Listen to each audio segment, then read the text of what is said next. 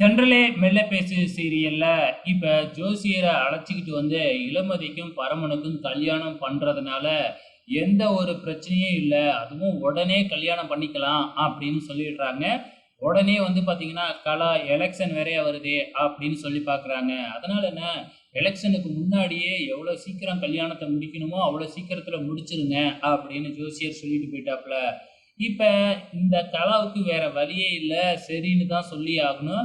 ஏன்னா கல்யாணத்தை தள்ளி போட முடியாது இல்லையா? ஏற்கனவே அந்த ஜோசியக்காரன் ஏன் அப்படி ஒரு பரிகாரத்தை சொன்னான் அப்படின்னு தெரியாம முழிச்சுக்கிட்டு இருக்கு. ஸோ இப்ப ரொம்ப சந்தோஷத்துல இருக்கிறாங்க. இந்த பக்கம் வந்து பாத்தீங்கன்னா இளமதி வீட்டுல இருக்கும்போது நர்மதா போயிட்டு ரொம்ப சந்தோஷமா இளமதி கிட்ட பேச, இளமதி ரொம்ப சோகமாவே இருக்காங்க. "ஏன் இளமதி, அதான் நீ நினைச்சதை சாதிச்சிட்டல, அப்புறம் ஏன் சோகமா இருக்க?" அப்படின்னு சொல்லி கேட்கிறப்ப, இப்பொழுதைக்கு வந்து பாத்தீங்கன்னா இது மட்டும்தான் நம்ம முடிச்சிருக்கோம்.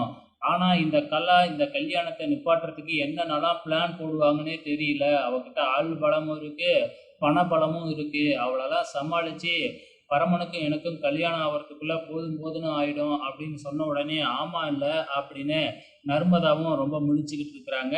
ஸோ இது ஒரு பக்கம் நடக்க, இந்த கலா வந்து மறுபடியும் அந்த ஜோசியரை ஆளை விட்டு தூக்கிக்கிட்டு வந்து, "நீ எதுக்காக அப்படி ஒரு பரிகாரத்தை செஞ்ச? யார் உன்னைய செய்ய சொன்னது, சொல்ல சொன்னது?" அப்படின்னு வந்து பாத்தீங்கன்னா ஜோசியரை மறுபடியும் மிரட்டி கேட்கிறாப்புல. எங்க ஜோசியர் இளமதி பேரை சொல்லிடுவானோன்னு நாமெல்லாம் நினைச்சோம். ஆனா அப்படி நடக்கல. "இல்லைங்க, என் கனவுல வந்து சாமி சொன்னுச்சு. நீங்க உண்மையாலுமே கனவுல வந்து சாமி சொன்னதுனால தான் நான் அப்படி ஒண்ணு சொன்னேன்" அப்படின்னு சொல்லி காலில் விழுந்து மறுபடியும் மன்னிப்பு கேட்கிறாப்புல. ஸோ எவ்வளோ அடிச்சும் வந்து பாத்தீங்கன்னா இளமதி பேரை சொல்லல.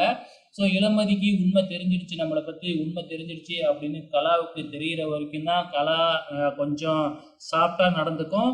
உண்மை மட்டும் தெரிஞ்சிச்சுன்னா அவ்வளோதான், இன்னும் என்னென்னலாம் செய்ய போகுதுன்னு தெரியல. ஸோ இப்போ அடுத்ததா வந்து என்ன நடக்குது அப்படின்னு பார்த்தீங்கன்னா, கல்யாண டேட்டு சாமி கோயிலில் வச்சு ஃபிக்ஸ் பண்ணுறாங்க. ஸோ மாசி மாதம் கடைசியில் வச்சுக்கலாம், நாளைக்கே பந்தக்கால் நடலாம் அப்படிங்கிற மாதிரிலாம் பேசி முடிக்கிறாங்க. இங்க நம்ம கமலம் அம்மா இருக்கு இல்லையா? ஸோ கமலம் அம்மா கிட்ட வந்து இந்த விஷயத்த சொல்லி, "என் கல்யாணத்துக்கு முன்னாடி உங்களுக்கு கண்ணு சரியாயிடுச்சுன்னா, எங்க கல்யாணத்த நீங்க பார்க்கலாம்" அப்படின்னு சொல்லிட்டு ஹாஸ்பிட்டலுக்கு அழைச்சுக்கிட்டு போயிட்டு டேட்டு ஃபிக்ஸ் பண்றாங்க.